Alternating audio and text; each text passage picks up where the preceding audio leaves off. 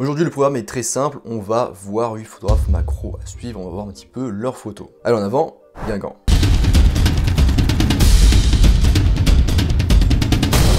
Avant de commencer, je rappelle qu'en description, vous pouvez accéder à ma formation gratuite sur les bases de la photographie. Je vous invite à vous y inscrire si c'est pas déjà le cas. En premier, on a Adam Gore. Adam est un biologiste hongrois qui photographie depuis 2000 et qui est passé petit à petit à un niveau professionnel. Il photographie principalement des papillons de jour et de nuit. Ses images sont parfaitement composées, il parvient toujours à saisir les moments où la beauté de ses sujets est la plus visible. Ses photos amènent également le spectateur à se demander à quel point Adam peut être patient. Ensuite, on a Javier Ruperez. Javier est un photographe espagnol, j'espère que j'ai bien fait la prononciation et l'accent d'ailleurs, qui est spécialisé dans la macrophotographie extrême.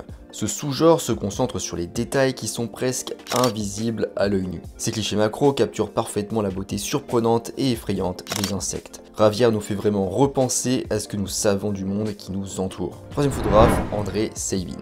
André Seivin est un photographe et vidéaste sous-marin. Donc c'est pas un sous-marin, il fait des vidéos et des photographies sous la mer. Il est un plongeur certifié et il passe beaucoup de temps sous l'eau. Ses compétences uniques lui permettent de prendre des photos macro exceptionnelles que l'on ne voit pas très souvent. Il voyage beaucoup et organise des visites guidées et des ateliers où vous pouvez accompagner André pour prendre des images aussi vivantes et variées que lui. Quatrième photographe, Hans Thomassen. Hans Thomassen est un biologiste, lui aussi chercheur, photographe et entrepreneur brésilien. Son objectif est de sensibiliser les gens à la nature et de lutter pour un monde durable. Vous pouvez rencontrer beaucoup de créatures différentes parmi ses photos. Les insectes, les araignées, les amphibiens ou les reptiles sont tous ses sujets favoris pour prendre des photos macro. Il éduque également ses adeptes en écrivant des légendes informatives. Cinquième photographe, on a Jamie Price. Jamie Price est spécialisé dans la photographie macro, le portrait d'animaux et la photographie de produits. Il est basé dans le Leicestershire, donc je sais pas si je le prononce bien, je pense pas, et il photographie beaucoup chez lui. Il peut faire en sorte que les araignées les plus effrayantes aient l'air si étonnantes que le spectateur oublie d'en avoir peur. Mais vous pouvez trouver de petits objets, des fruits, des fleurs ou des graines parmi ces photos macro, et pas seulement donc des créatures vivantes. Sixième photographe, Carla Thompson. Carla Thompson est une photographe spécialiste de la conservation des arthropodes et passionnée par la nature. Les arthropodes, c'est tous les êtres vivants qui ont une suite d'articulations et qui sont en fait composés de segments. Je savais pas, j'ai appris un truc, j'espère que vous aussi. Elle défend la photographie éthique et espère construire un pont entre la nature et les humains.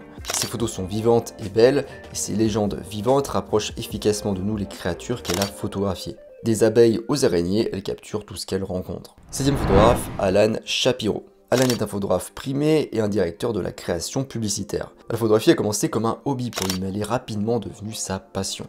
Il s'intéresse à plusieurs genres et heureusement, la macrophotographie est l'un d'entre eux. Ses photos macro consistent principalement en des images de fleurs étonnantes semblables à des peintures. Et huitième et dernier photographe, James Weiss. James Weiss se présente lui-même comme un drôle de type qui s'est perdu dans la vie et qui a trouvé sa passion dans l'écume des étangs. Voilà qui le résume bien. Il photographie et prend des vidéos d'organismes microscopiques comme des amibes et écrit des articles de blog amusants et faciles à comprendre à leur sujet.